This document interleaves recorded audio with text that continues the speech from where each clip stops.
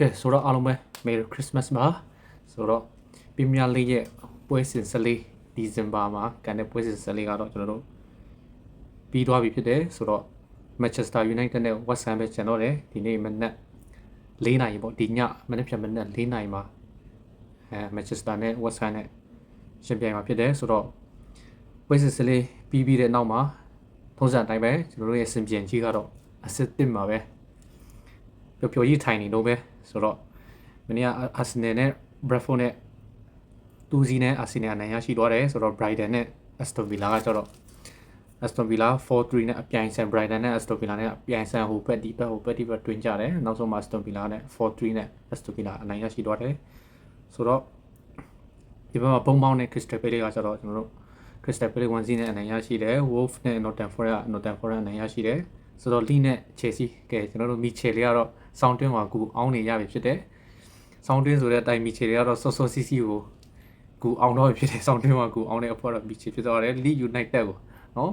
အစစ်စစ်ရှစ်ပါရှိတဲ့ Leeds United ကို3-1နဲ့ရှုံးသွားတဲ့အနေထားပါတော့နော် Chelsea ကဘယ်လိုလဲမသိဘူးနော်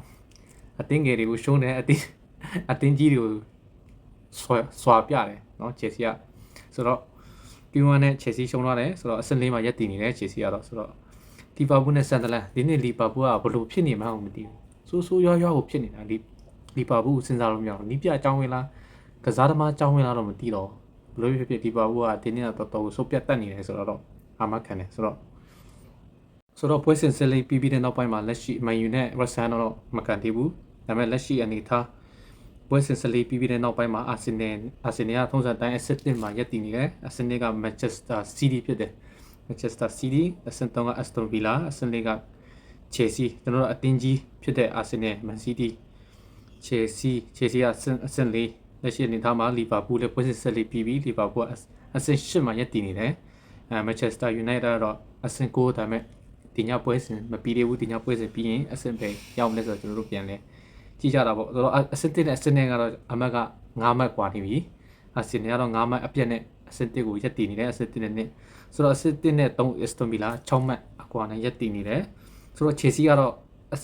ဆင့်1နဲ့ Chelsea နဲ့9မှတ်ကြီးတောင်ကွာတယ်ဘာလို့ဆိုတော့သူတို့ Leeds United ကိုရှုံးတော့တဲ့အတွက်9မှတ်ကြီးတောင်မှအဆင့်1နဲ့ကွာဟနေတယ်ဆိုတော့ဒီညမှာ Man U နဲ့ West Ham ရှိတယ်ဆိုတော့အခုတော့ဒီဇင်ဘာလမှာ Man U ပွဲတွေက Man U ပရိသတ်တွေကအဲ့ဒီပြရမယ့် game ရှိနေတယ်ဒီဇင်ဘာလလုံးကကျွန်တော်တို့မနက်4 နာရီကြီးမှာပဲကန်တာမလေးရှားချိန်ပြောလို့ဆိုမနက်4 နာရီပေါ့မနက်4 နာရီကြီးမှာပဲကန်ဒီတပွဲပဲဂျားထဲမှာဒီတပွဲကိုပဲဘယ်နှစ်နိုင်လဲ12နာရီခွဲမှာ